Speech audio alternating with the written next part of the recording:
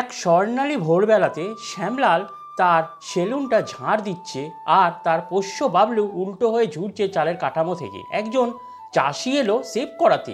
বাবলু তাল পাতার পাখা দিয়ে হাওয়া করতে করতে বলছে, শ্যামলাল আসবে আসবে। বাবলু পাশের চায়ের দোকান থেকে একটা কলা চুরি করে নিয়ে রাস্তায় বিজয়ীর ভঙ্গিতে বলছে, আজ আমি এই কলাটা খাবো। গ্রামের লোকেরা দোকানের বাইরে দাঁড়িয়ে কথা বলছে, ওই দেখো আকাশে জমাট কালো মেঘ, পাতা উড়ে যাচ্ছে, হাওয়া ভারী হয়ে উঠছে। বাবলু কৌতূহলীভাবে আকাশের দিকে তাকিয়ে বলছে, আজ বৃষ্টি হতে পারে। শ্যামলা কাঁধ ঝাঁকায় হাসে, চালটা ঠিক আছে, ধরবে না, এত বৃষ্টিও হবে না মনে হয়। একটানা হালকা বৃষ্টি শুরু হয়। শ্যামলা ভাবে, উফ, আর পারা গেল না। সে আয়নাটা তোয়ালে দিয়ে ঢেকে দেয়।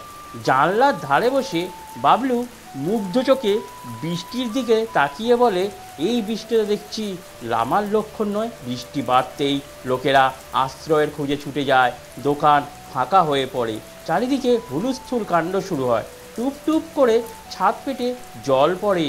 শ্যামলাল তাকিয়ে ভাবে, এটাই বাকি ছিল। শেভ করা চেয়ার, এমনকি পুরো সবটাই যেন জলে জলামগ্ন হয়ে গেল চারিদিকে। আরেকটা চুইয়ে পড়ছে আয়নার ঠিক ওপরে।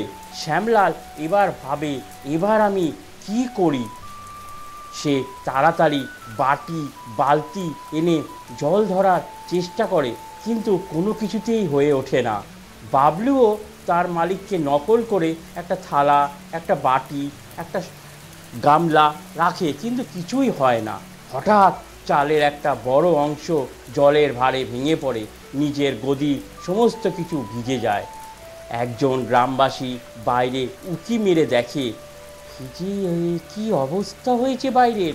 শ্যামলাল মাথায় হাত দিয়ে দাঁড়িয়ে থাকে, এ আমি কি ভেবেছিলাম, কি হলো, ছি ছি, আমার অলসতা। বাবলু নিজের মনে মনে ভাবে, এখন আমি কি করি শ্যামলালের জন্য। শ্যামলাল। বাবলু চালের ওপরে গিয়ে দেখে চালটা অনেক জায়গায় ছিদ্র হয়ে গেছে।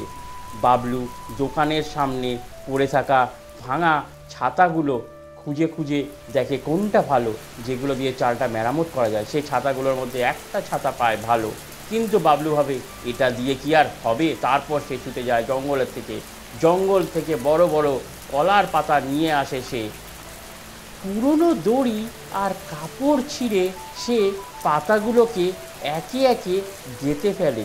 দারুণ কাজ তার। শ্যামলাল হাঁ করে তাকিয়ে থাকে বাবলুর কাছে। বাবলু, বাবলু, এ তুই কি করেছিস? বাবলু চালের ওপর লাফিয়ে লাফিয়ে দেখে, ঠিক মতো কাজটা করেছি তো, ঠিক মতন ভিজবে তো।